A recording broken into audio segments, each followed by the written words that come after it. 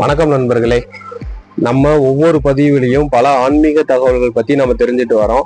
கனகம்பட்டி ஐயா வாழ்ந்துகிட்டு இருந்த காலத்துல அவரு மக்களுக்கு பண்ண அற்புதங்களையும் மகிமைகளையும் இதுக்கு முன்னாடி பல பதிவுகள்ல நம்ம பார்த்துருக்கிறோம். இப்போ மதுரைக்கு பக்கத்துல ஒரு சித்தர் வாழ்ந்துகிட்டு இருக்கிறாங்க. அவரை தேடி வர பக்தர்களோட வாழ்க்கையில இருக்கிற குறைகளை போக்கிட்டு இருக்கிறாங்க. அவரை பத்தி தான் நம்ம இந்த பதிவுல முழுசா நம்ம பார்க்க போறோம். நம்ம கண்ணு முன்னாடி இருக்கிற ஒரு சித்தரை நம்ம பார்க்கறது ரொம்ப பாக்கியம். நம்ம ஜீவசமாதிக்கு போய் வழிபாடுகள் வைக்கிறோம், அது நடக்குது, நம்ம அதோட பிரார்த்தனைகளை நிறைவேற்றுறோம். அதே மாதிரி சித்தர்கள் வாழ்ந்துகிட்டு இருக்கிறப்போ அவங்களோட பேசுற பாக்கியம் கிடைச்சாவோ, அவங்களுக்கு ஒரு உணவு அளிக்கிற பாக்கியம் கிடைச்சாவோ, நம்மளோட பாவ கர்மாக்களை போக்கிக்கிறதுக்கு அது மிகப்பெரிய ஒரு வழியா இருக்கும். அப்படி நம்ம வாழ்ந்துகிட்டு இருக்கிற காலங்கள்ல நம்ம கூட இருக்கிற நம்ம பக்கத்துல இருக்கிற ஒரு சித்தரை பத்தி நம்ம தெரியாம இருக்கக்கூடாது. அதுக்காக தான் இந்த பதிவை நான் பதிவு பண்றேன். மதுரைக்கு பக்கத்துல ஒரு சித்தர் வாழ்ந்துகிட்டு இருக்கிறாங்க. தினசரி அவரை பார்க்க வர பக்தர்களோட குறைகளை போக்கிட்டு இருக்கிறாங்க. நான் இப்போ ஒரு வருட காலமா அந்த சித்தரை போய் பார்த்துட்டு வந்துட்டு இருக்கிறேன். என்னோட வாழ்க்கையில பல மாறுதல்கள் நடந்துட்டு இருக்கு.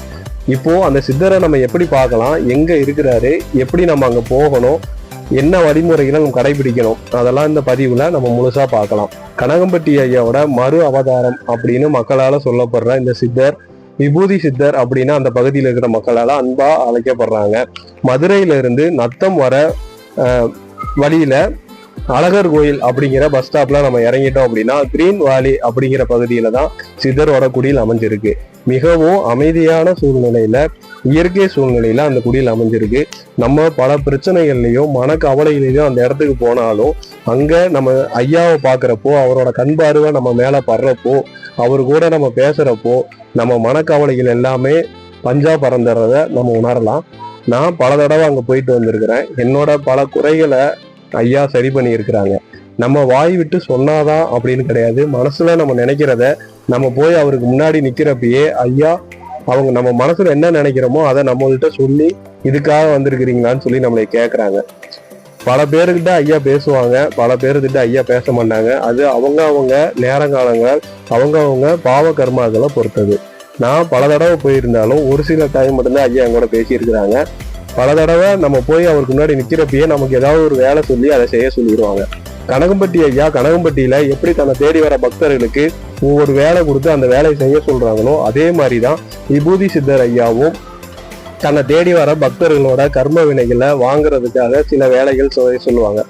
ஒரு சிலரை கல்லை சுத்தி வர சொல்லுவாங்க, ஒரு சிலரை மரத்தவரை சுத்தி வர சொல்லுவாங்க, கல்லு மேல உட்கார சொல்லுவாங்க, கோயிலை சுத்த சொல்லுவாங்க. இது மாதிரி அவங்க கர்மா தீர்றதுக்கான என்ன வழியோ அதை சித்தர் சொல்லுவாங்க. எல்லாத்துக்கிட்டையும் ஐயா பேச மாட்டாங்க.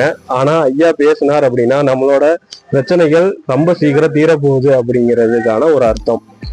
பொதுவாகவே சித்தர்களை நம்ம வழிபட பார்க்க போறப்போ அவங்க என்ன சொன்னாலும் நம்ம ஏத்துக்கணும். நம்ம அவங்க முன்னாடி போய் நிக்கிறப்போ நம்மளோட பாவங்களை குறைக்கிறதுக்கு தான் பகவான் நம்மளுக்கு ஒரு வழி காட்டுவாங்க.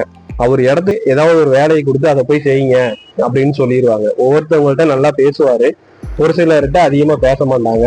நம்ம ஐயாவுக்காக என்ன வாங்கிட்டு போறது அப்படின்னா, அவருக்கு ரொம்ப பிடிச்சது பாத்தீங்கன்னா விபூதி, அவர் உடம்பு பூரா பூசிக்குவாங்க. ரெண்டாவது மினி சிகரெட் இருக்கு பாத்தீங்களா, filter, gold filter mini cigarette தான் அவர் ஐயா அடிப்பாங்க. பொதுவாகவே சித்தர்கள் எல்லாத்துட்டையுமே ஏதோ ஒரு புகையிலை அவங்க வச்சிருப்பாங்க. கனகம்பட்டி ஐயா புயலை போடுவாங்க, யோகி சுரேஷ்குமார் ஐயா சிகரெட் அடிப்பாரு. அதே மாதிரிதான் இங்க விபூதி சித்தர் ஐயா சிகரெட் பிடிக்கிறத வழக்கமா வச்சிருக்கிறாங்க. ஆனா அவர் பிடிக்கிற சிகரெட் புகையில இருந்து கொஞ்சம் கூட அந்த சிகரெட் வாசனையே வர்றதில்லை. அது ஒரு மிகப்பெரிய ஆச்சரியம். அங்க இன்னும் பல தெய்வங்களை பிரதிஷ்டை பண்ணியிருக்காங்க. சிவபெருமான் இருக்காரு, வாராகி அம்மன் இருக்காங்க, முருகப்பெருமான் இருக்காரு, நாகம்மா இருக்காங்க, லக்ஷ்மி கணேசர் இருக்காங்க. இது மாதிரி பல தெய்வங்களை அங்க பிரதிஷ்டை பண்ணியிருக்காங்க. சாய்பாபா அங்க ரொம்ப அழகா பிரதிஷ்டை பண்ணியிருக்காங்க. நம்ம அங்க போறோம் அப்படின்னாவே, அந்த இடத்துக்கு போறோம் அப்படின்னாவே நம்மளோட கவலைகள் எல்லாமே தீர்றதை நம்ம உணரலாம். அங்க இருக்கிறப்போ நம்ம மனசுல எந்த கவலையுமே இருக்கிறது இல்லை. எல்லாமே அவரோட கண்பார்வையில நம்மளுக்கு சரியாகுது.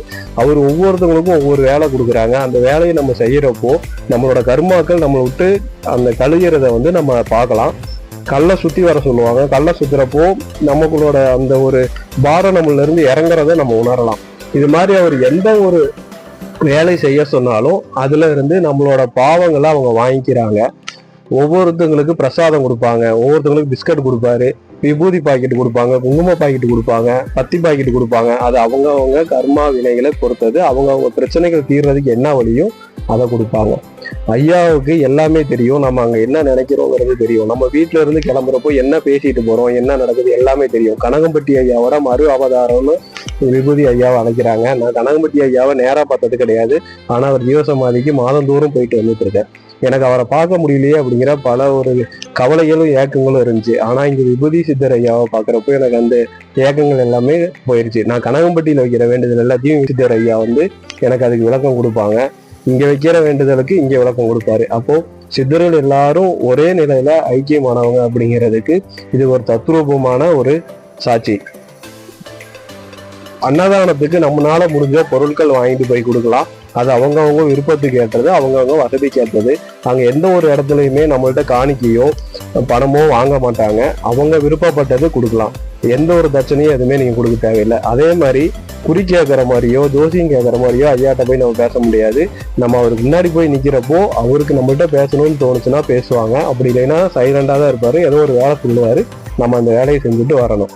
ஆனா ஐயா பேசுனாதான் நம்மளுக்கு அந்த குறை தீரன்னு கிடையாது. ஐயா நம்மளை பார்த்தாவே போதும், அந்த இடத்துக்கு போனாவே போதும், நம்ம என்ன மனசுல நினைச்சிட்டு போறோமோ அந்த குறைகள் எல்லாமே தீர்ந்துரும். அடுத்த தடவை ஐயாவை பார்க்க போறப்போ அந்த குறைகள் இல்லாம சந்தோஷமா தான் நம்ம அந்த இடத்துக்கு போவோம். இதை என்னோட வாழ்க்கையில என்னோட அனுபவத்துல நான் சொல்றேன். இன்னும் பல பக்தர்கள் அங்க வர்றவங்கள்ட்டலாம் நாங்க பேசுவோம். அப்ப ஒவ்வொருத்தவங்களுக்கும் பல அதிசயங்கள் ஐயா பண்ணியிருக்கிறாங்க. மாதந்தோறும் வந்துட்டு இருக்கிற